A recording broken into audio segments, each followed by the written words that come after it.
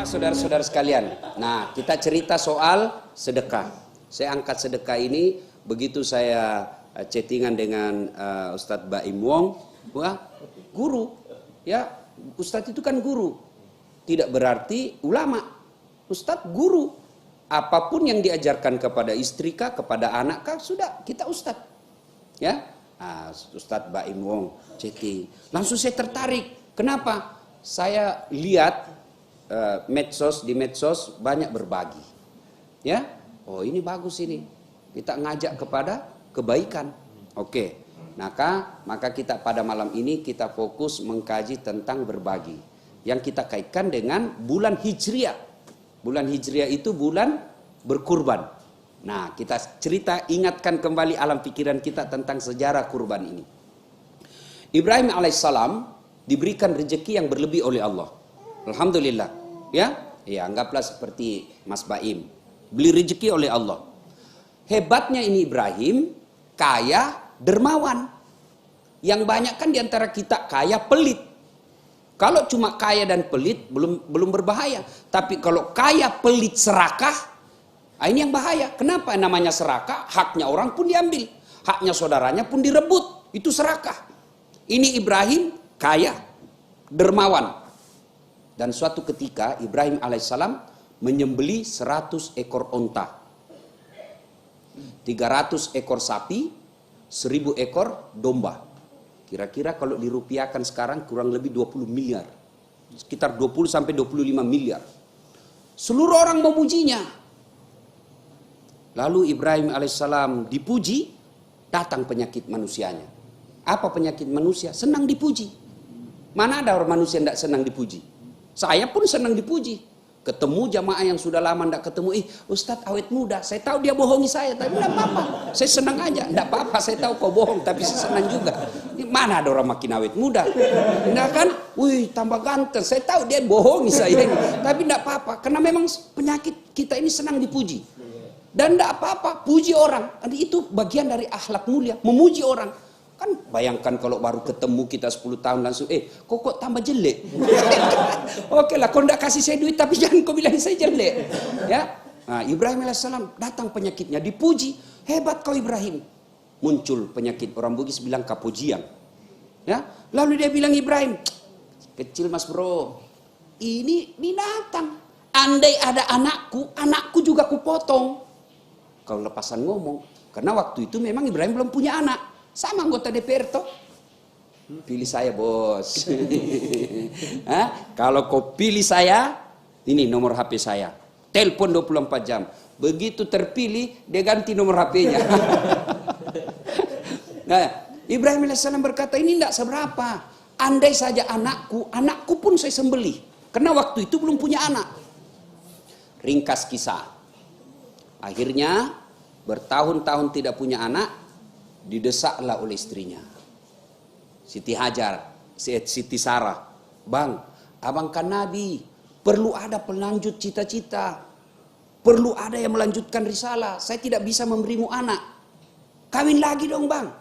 Masya Allah, Ibrahim alaihissalam ibu disuruh nikah, tidak mau.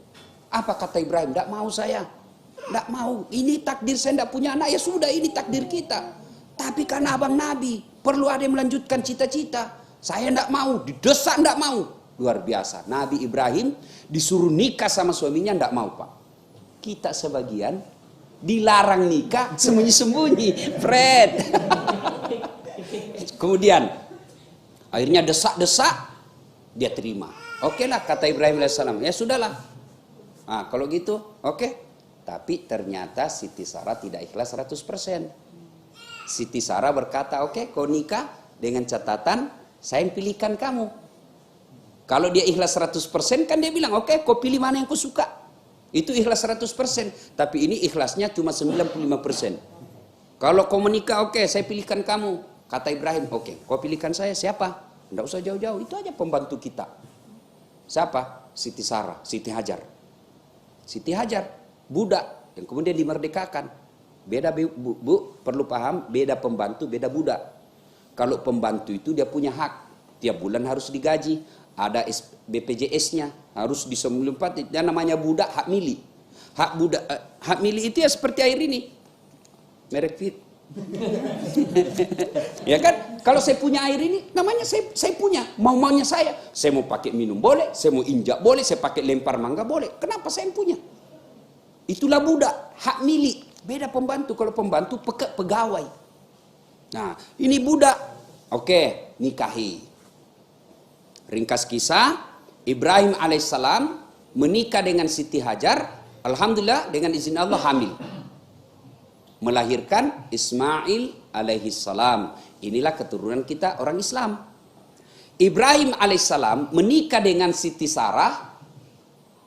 Setelah Siti Hajar hamil, alhamdulillah Siti Sarah juga hamil. Jadi kalau ada ibu-ibu yang ada di rumah sudah 37 tahun tidak hamil-hamil, coba pakai ilmunya Siti Sarah. Apa ilmunya Siti Sarah? Suruh kawin lagi suami, ya kan? Oh hamil. Ya, begitu hamil, mulai datang cemburunya. Kan hamil juga Siti Sarah, mulai cemburu. Kata Ibrahim, ini kan nikah kan kamu yang suruh saya. Pokoknya saya tidak senang lihat itu istrimu. Padahal dia yang suruh. Jadi perempuan kalau sudah bilang pokoknya, sudah tidak usah diajak ngomong Pak. Sudah tidak usah diajak ngomong. Jadi kalau dia sudah bilang pokoknya saya tidak mau lihat istrimu, sudah diam aja. Alhamdulillah nikah dengan Siti Sarah, lahir anaknya namanya Ibrahim dengan Siti Hajar Ismail. Ishak, Ibrahim dengan Siti Sarah lahir Ishak. Inilah keturunan bangsa Yahudi. Nah, kemudian ringkas kisah. Ketika usia kecil, ya kira-kira seperti si siapa ini? Anak Ibrahim Ismail seusia seperti ini, turun perintah Allah. Ibrahim, kau tinggalkan itu kampungmu. Kemana? Kau ikuti saja. Jalan kau menuju ke satu tempat. Kemana? Ikuti aja. Kemana?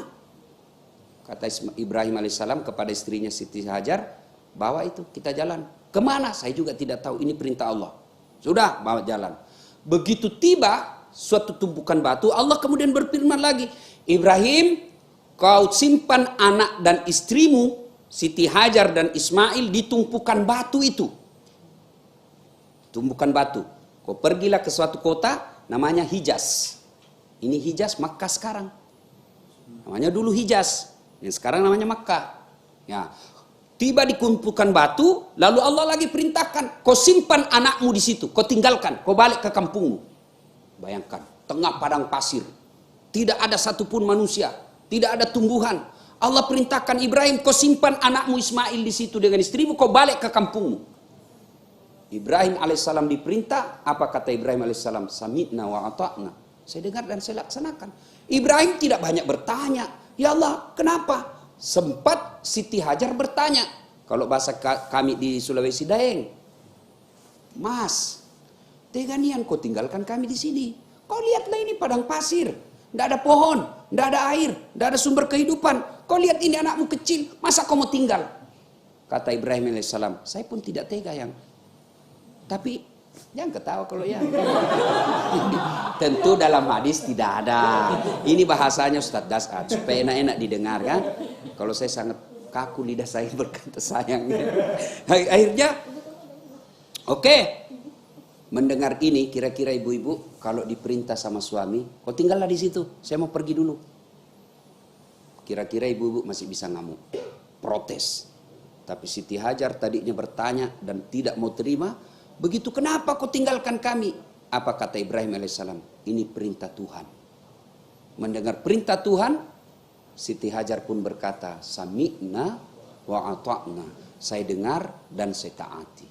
Subhanallah. Nah, ini pelajaran pertama ibu. Ketika suami menyampaikan itu perintah Allah, tidak usah banyak bicara. Ya, istri tidak boleh keluar rumah tanpa izin suami. Tidak usah tanya kenapa. Kok bisa? Perintah agama. Sudah, diam aja. Kalaupun diberikan penjelasan, alhamdulillah. Kalau suami tidak tahu agama, ya sudah, cari googling. Kenapa istri dilarang tinggal rumah? Keluar Das Atlatif. Jangan lupa like and share. Sudah. Nah, ini perlu saya jelaskan ibu, ya.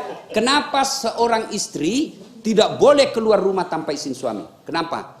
Sebab dosa-dosanya istri ditanggung oleh suami. Kenapa suami tidak boleh, tidak harus minta izin ketika mau keluar sama istri? Bukan wajib, hanya pemberitahuan, anjuran saja. Kenapa? Karena dosanya suami tidak ditanggung sama istri. Istri harus, kenapa? Yuk jalan salah, kami suami yang masuk neraka. Beda istri. Suaminya tukang judi, suaminya rampok, suaminya pezina, istrinya soleha, tidak ada urusan. Kata Allah, ibu, kamu bagus agamamu, tadkhulul jannati bisalam, kau pilih di pintu surga mana kau mau masuk. Itu hebatnya jadi perempuan. Beda kami laki-laki, kami ulama, tapi istrinya tidak bagus agamanya, tidak sholat, tidak puasa Ramadan, tidak tahu bayar zakat, tukang gosip, pendengki, penggibah. Saya serius ini. Kan biasa penyakitnya perempuan kan tukang gibah. Ya, penggosip. Ini kalau begini tuh dia kalau kumpul-kumpul ibu begini kan, dia enggak gosip tapi dilihat mulai masuk pintu dilihatin tamu. Iya kan? Dia enggak cerita mulutnya, tapi dia orang Bugis bilang enggak kopi.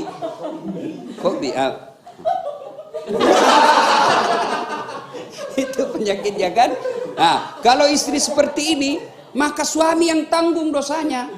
Kenapa istrimu tidak sholat? Kenapa istrimu tidak puasa? Kenapa istrimu itu sudah harusnya haji dia tidak, padahal dia sudah mampu? Kami semua yang tanggung.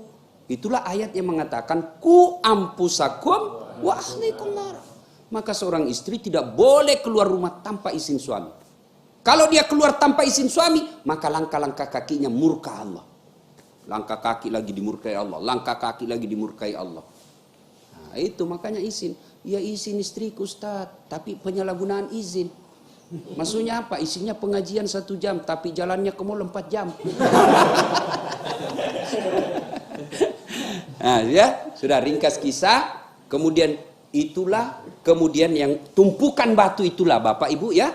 Tumpukan batu itulah yang Ka'bah sekarang. Nah, pergilah Ibrahim meninggalkan Ismail kecil balita waktu itu bersama Siti Hajar. Tidak ada manusia, ya, tidak ada pohon, tidak ada air sumber kehidupan. Menangislah Ismail kecil, kehausan. Lalu Siti Hajar tidak putus asa, dia tidak tinggal saja berdoa. Tapi apa yang dilakukan? Dia mencari air. Ya, begitu anaknya kehausan, lari-lari Siti Hajar. Dia melihat Fata Morgana. Tahu adik-adik Fata Morgana kan? Tahu Pak ya?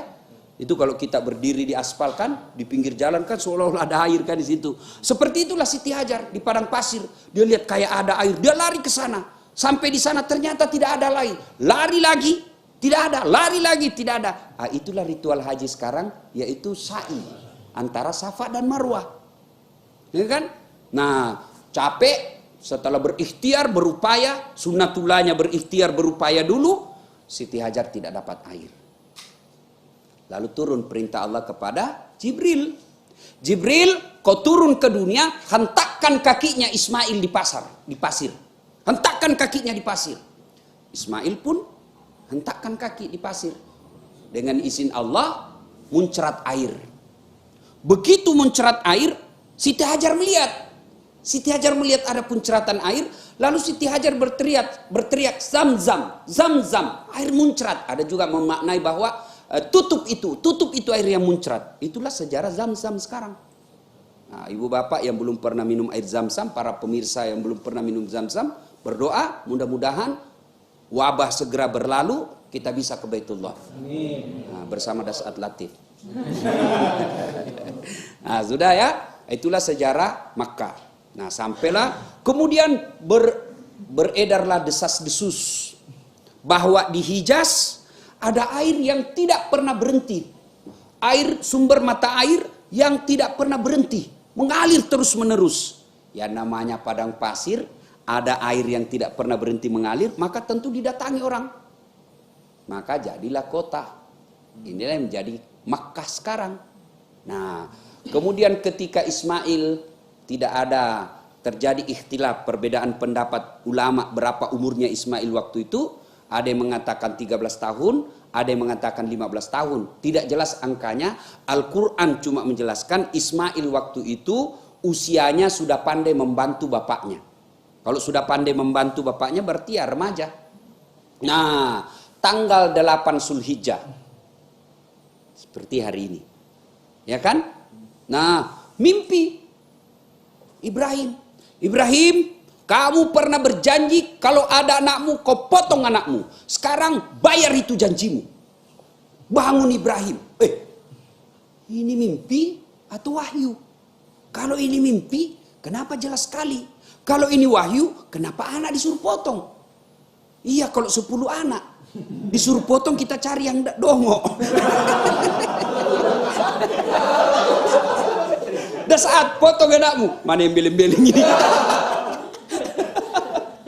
Ini anak yang lama dinanti, di permata suatu waktunya disuruh potong. Berpikir Ibrahim, ini wahyu atau mimpi? Ini wahyu atau mimpi? Maka tanggal 8 Zulhijjah kita sekarang disebut hari Tarwiyah. Yaitu hari berpikir-pikir. Ya kan? Nah, kemudian tanggal 9 Zulhijjah. Tidur lagi, mimpi lagi. Ibrahim, bayar itu nasarmu. Bangun Ibrahim. Ini bukan mimpi ini. Ini wahyu. Ibrahim tanggal 9 Zulhijjah. Hai, kul yakin ini bukan mimpi tapi perintah Allah. Maka kita sekarang Ibu tanggal 9 Zulhijjah disebut hari Arafah atau hari mantapnya keyakinan kita. Nah, setelah itu diberitahukan tanggal 10 Zulhijjah, diberitahukanlah istrinya, sayangku, kan suruh Nabi itu romantis sama istri. Bapak-bapak contohlah ini Ibrahim, pulang panggil istri dengan sayang. Jangan seperti ada cerita wallahu alam benar atau tidak, sudah pensiun. Setiap dia panggil istrinya selalu sayang. Sayangku, ada tamu. Sayangku, buka pintu. Sayangku, bikinkan teh. Didengarlah cucunya nih. Kakek romantis betul. Setiap panggil nenek sayang, dia panggil cucu. Jangan kau ribut. Kenapa? Saya lupa namanya nenek.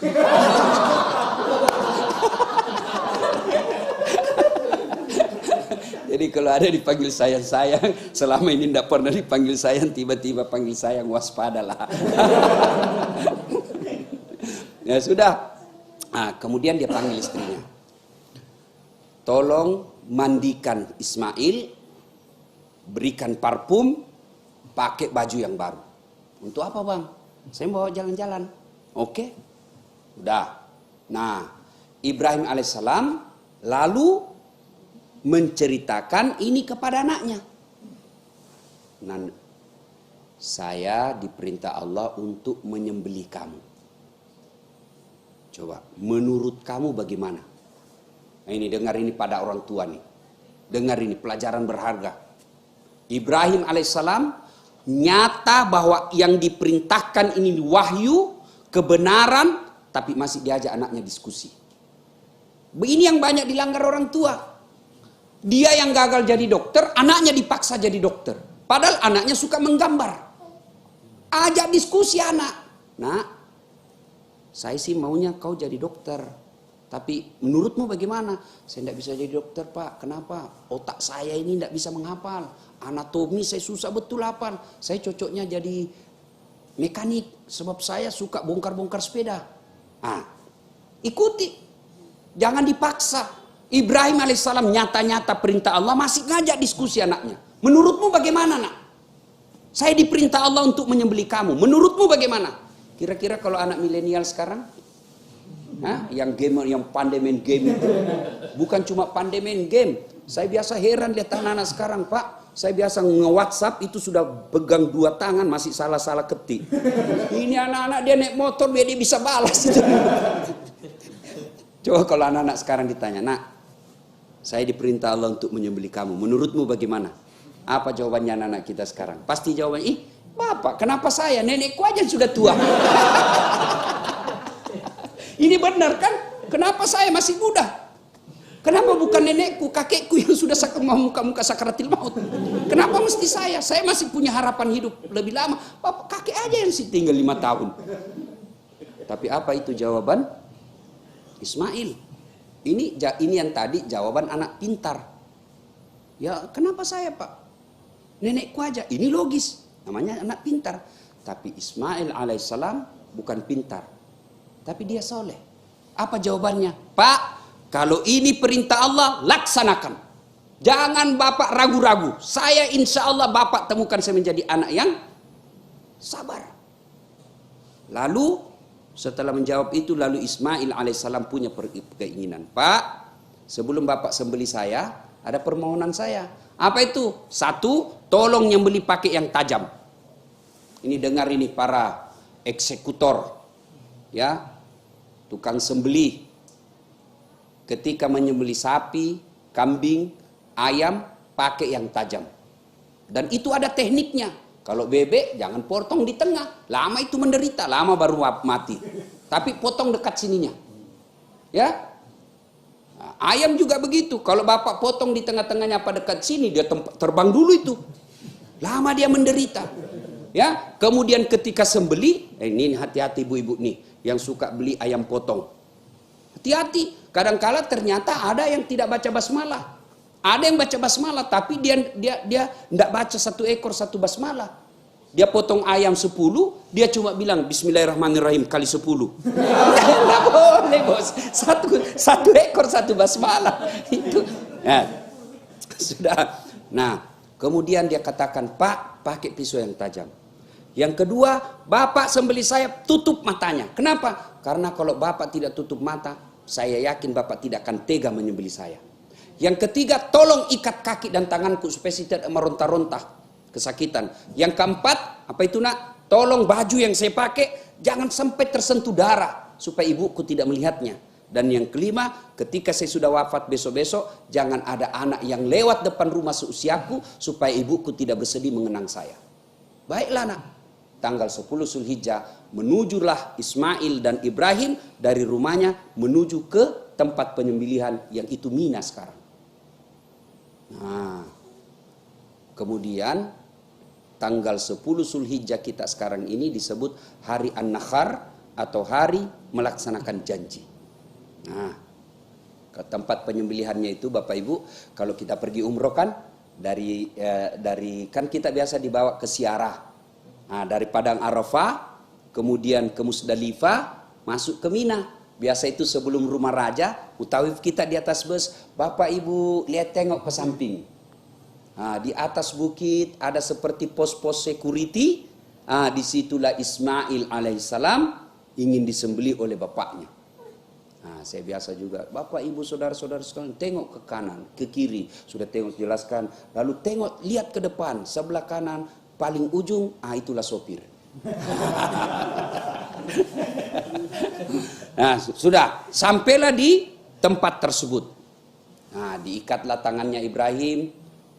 Ada yang terlupa. Ketika perjalanan itu, buah setan kepanasan.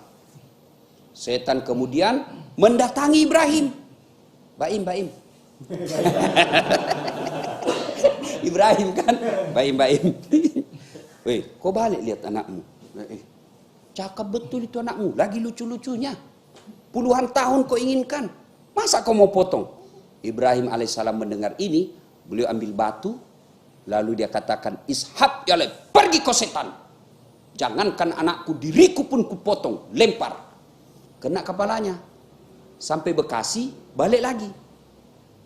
Gagal goda Ibrahim. Dia datangi istrinya, Siti Hajar. Jar. Apa mas bro? Kau tahu mau dibawa kemana itu anakmu? Saya tahu. Bawa jalan-jalan sama bapaknya. Dongok kok. Apa maksudnya? Dia tipu kau suamimu itu. Maksudnya apa? Dia tidak bawa jalan-jalan itu anakmu. Dia mau potong. Sembarang kau bilang kau itu. Mana ada bapak mau potong anaknya? Benar dia mau potong itu. Kok bisa? Katanya perintah Tuhannya. Apa? Perintah Tuhannya. Mendengar ini perintah Tuhannya. Siti Hajar ambil batu juga. Iblis, jangankan anakku. Saya juga siap dipotong kalau itu perintah Allah. Ishab, pak! Lempar. Kena kepalanya sampai Bandung balik lagi. Gagal ke Ibrahim, gagal ke istrinya, maka dia datang ke Ismail. Kenapa? Kau tahu mau dibawa? Masih iblis masih mau bicara, dia langsung sambitin, pak, jangan kau banyak bicara di situ.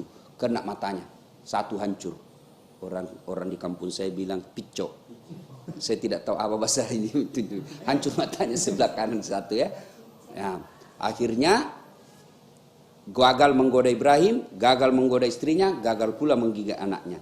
Inilah ibu yang sekarang menjadi ritual pelaksanaan melempar 3 jumroh. Ya, melempar setan besar, setan menengah, setan kecil. Ya, kenapa mesti 3 hari? Kenapa mesti 3 tempat? Kenapa mesti 7 batu? Itu hikmahnya adalah bahwa melawan setan ini perlu napas panjang.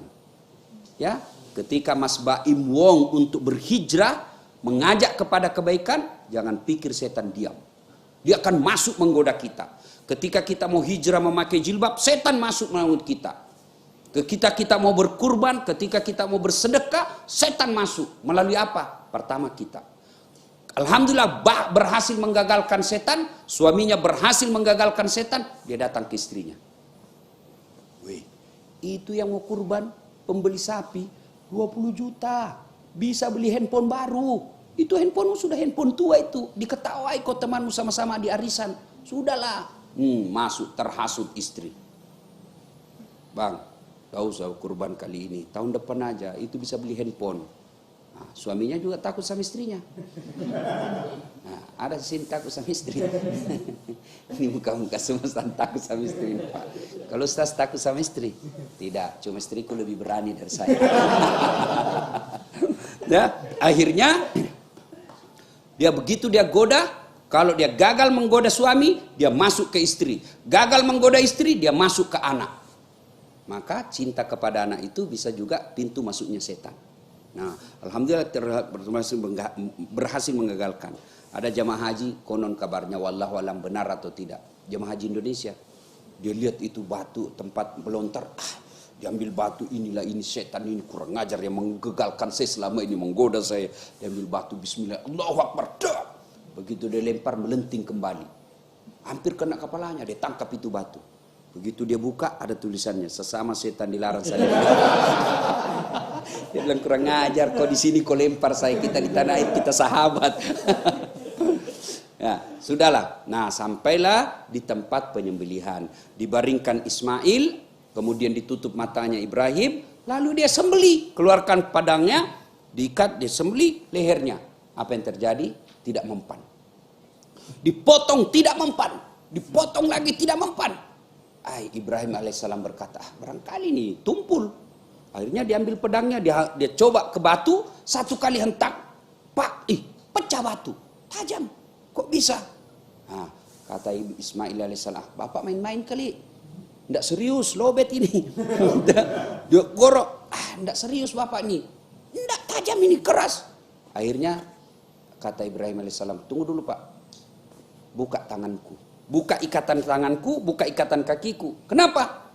Saya lepas. Nanti kalau saya diikat, nanti saya dipikir Allah, dinilai Allah, saya tidak ikhlas. Tolong lepaskan ikatan tangan saya. Dilepaslah. Sembelih kedua kalinya di aras Allah, Allah perintahkan, ya, malaikat, kau turun, gantikan itu lehernya Ismail dengan domba yang pernah kibas, yang pernah dipersembahkan anaknya Adam ketika ingin menikah. Maharnya lah waktu itu. Bawa itu gantikan. Begitu dia mau gerek kedua kalinya, sambil perjalanan datang kibas, wah, malaikat semua memuji Allah. Allahu Akbar, Allahu Akbar, Allahu Akbar. Nah, itu kata malaikat. Nah, disambut, dilanjutkan oleh Ibrahim alaihissalam. La ilaha illallah huwallahu akbar. Ya, jadi Allahu Akbar, Allahu Akbar, Allahu Akbar. Itu malaikat. La ilaha illallah huwallahu akbar. Ibrahim alaihissalam. Lalu Ismail menyambutnya dengan kalimat Allahu Akbar walillahil hamd. Itulah sejarah takbiran sekarang.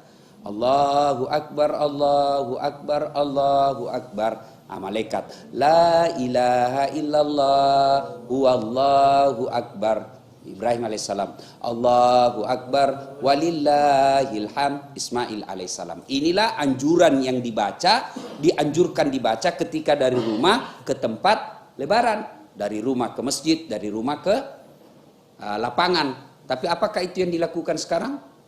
Tidak. Begitu kita pergi pakai kudung, pakai apa? Selfie.